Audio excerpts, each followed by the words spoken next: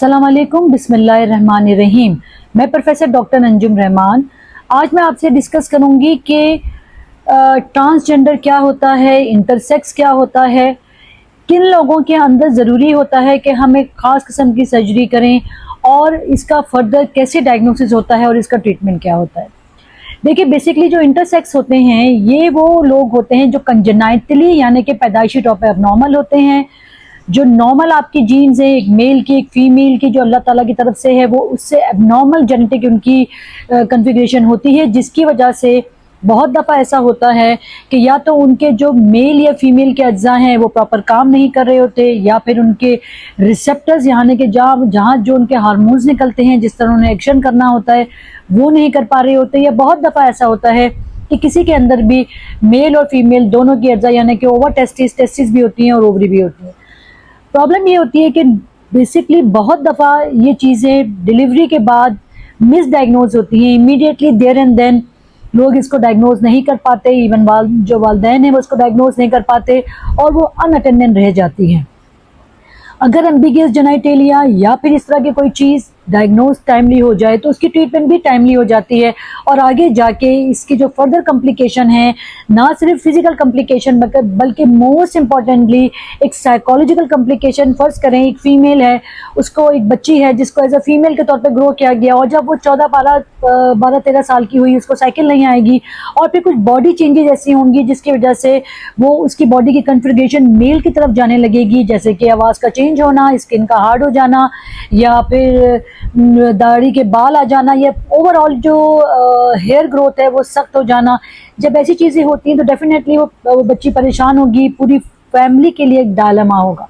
तो इस चीज़ को टाइमली डायग्नोज होना बहुत ज़रूरी है। बहुत दफ़ा जो पेरेंट्स हैं इस चीज़ को छुपाते हैं और उनको लगता है कि ये एक बड़ा सोसाइटी में उनके लिए बड़ी सुक्की है और ये बड़ा, बट जो अल्लाह ताला की तरफ से है ये उसकी मसलहत है कि उसने किस वजह से हमें इस तरह पैदा किया। बट डेफिनेटली ये उस इंसान का राइट है जो कि एबनॉर्मल है।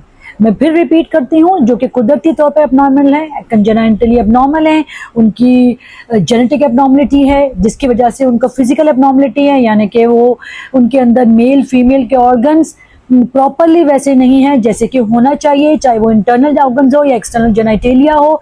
अगर उनका टाइमली इलाज हो जाता है, डायग्नोज हो जाता है, तो उनकी ट्रीटमेंट टाइमली हो सकती है और वो फर्दर ग्रोथ उसके बाद जो होगा उनको वो कॉम्प्लिकेशन नहीं होंगी जो उस बच्चे या बच्ची को होंगी जिसकी एक टाइम लिमिट तक आगे ग्रोथ हुई और उसके बाद हमें पता चला कि प्रॉब्लम ये है।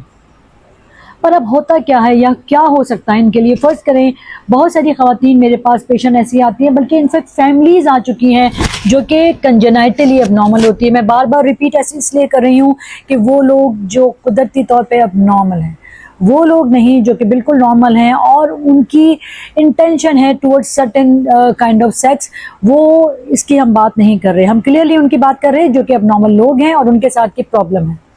बहुत सारी फैमिलीज ऐसी आई जो कि बल्कि एक फैमिली में 2-3 बच्चियां थी। पहली जो बच्ची थी जब 16 साल की हो गई उसको उन्होंने शादी करनी थी, उसको मेंसेस नहीं आ रहे थे, इसके अलावा उसकी बॉडी फिगर चेंज हो रहा था। जब हमारे पास आई तो जब उसके टेस्ट किया तो पता चला वो जेनेटिकली मेल है और उसके अंदर जो है वो ओवर टेस्टिस भी है। एनीवेज उसके बाद जब उसकी दूसरी बच्चियों को बुलाया गया तो एक ही फैमिली में जो 5 बच्चियां थी उनमें 3 बच्चों को ये प्रॉब्लम थी। जो छोटी बच्ची थी जैसे कि जो 8-9 साल की थी उसको तो हमने टाइमली ट्रीट कर लिया, जब क्योंकि ये वो टाइम है जब प्रॉपरली जो हमारे गुदूद हैं, चाहे वो अंडेदानी हैं या चाहे वो टेस्टिस हैं, वो काम करना नहीं शुरू होते। जब उनके हार्मोन बहुत ज़्यादा एक्सट्रीमली काम नहीं करते तो जो बॉडी पे नेगेटिव इफेक्ट है वो उनका नहीं आता। एक लड़की है जिसको हम 15-13-14 साल तक लड़की ग्रो करते हैं, सडनली उसको कह दिया जाए नहीं जी आप तो लड़का है, ये बड़ा साइकोलॉजिकल अपसेट है, ये उसकी पूरी फैमिली के लिए एक डायलेमा है। सो क्यों ना हम इनको टाइमली ट्रीट करें। इन बच्चियों का या इन लड़कों का प्रॉपर इलाज मुमकिन है, बहुत काफ़ी हद तक सही हो सकता है।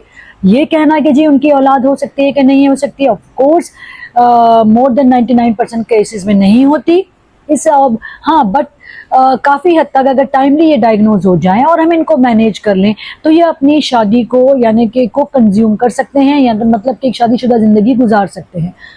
औलाद तो बहुत सारे वो भी लोग हैं जो बिल्कुल नॉर्मल होते हैं, उनको नहीं होती, ये तो अल्लाह की तरफ से है। बट डेफिनेटली उनको फर्दर कॉम्प्लिकेशन, डेफिनेटली एक औरत है अगर उसकी अंडेदानी काम सही नहीं कर रही है और उसको आगे जाके बहुत सारी दूसरी कॉम्प्लिकेशन हो सकती हैं, जैसे कि हड्डियों का कमज़ोर हो जाना और इसी तरह की बहुत सारी दूसरी कॉम्प्लिकेशन। तो एटलीस्ट जब वो टाइमली डायग्नोज होंगी, टाइमली मैनेज होंगी, चाहे सर्जरी से या हार्मोनल ट्रीटमेंट से, उनकी टाइमली डायग्नोसिस होगी तो वो एटलीस्ट अपनी नॉर्मल लाइफ को एक टाइमली गुजार सकती हैं। ज़्यादातर ये वो बच्चियां होती हैं जिनकी अंडेदानी प्रॉपर काम नहीं कर रही होती या होती ही नहीं है, उनके अंदर बच्चेदानी होती है, या इसी तरह की कोई इंटरसेक्स जो खवातीन होती हैं या जिनके अंदर कंजेनाइटली एबनॉर्मल जेनेटिक एबनॉर्मलिटी होती है, कुदरती तौर पर जीन्स की एबनॉर्मलिटी होती है, इनकी टाइमली डायग्नोज हो। इसके अलावा बहुत दफ़ा ऐसी बच्चियों में हो सकता है कि इनकी किडनी का प्रॉब्लम हो या और कोई अज्जा भी एबनॉर्मल होते हैं, इसीलिए ज़रूरी होता है कि टाइमली इनकी डायग्नोसिस हो जाए। अगर टाइमली ये ऑर्गन्स भी डायग्नोज होंगे और उनको ट्रीटमेंट होगी तो आगे जाके किसी बड़ी कॉम्प्लिकेशन जैसे कि किडनी का फेल हो जाना या प्रॉपर उनको सुनाई ना देना, इस तरह की बहुत सारी कॉम्प्लिकेशन इनके साथ हो सकती है, उससे हम बच सकते हैं। इसीलिए ज़रूरी है कि जो लोग कंजेनाइटली एबनॉर्मल हैं उनके वालिदैन को चाहिए कि एक तो सबसे पहले जब बच्चा डिलीवर होता है उसको प्रॉपर्ली एग्जामिन करें, अगर कोई इशू है तो उसको छुपाया नहीं जाए, उसको टाइमली डायग्नोज करवाएं और इसकी ट्रीटमेंट करवाएं ताकि बच्चे की ज़िंदगी आगे के लिए सेहतमंद हो। Thank you very much. इसी के साथ मैं इजाज़त चाहूँगी। पाकिस्तान जिंदाबाद।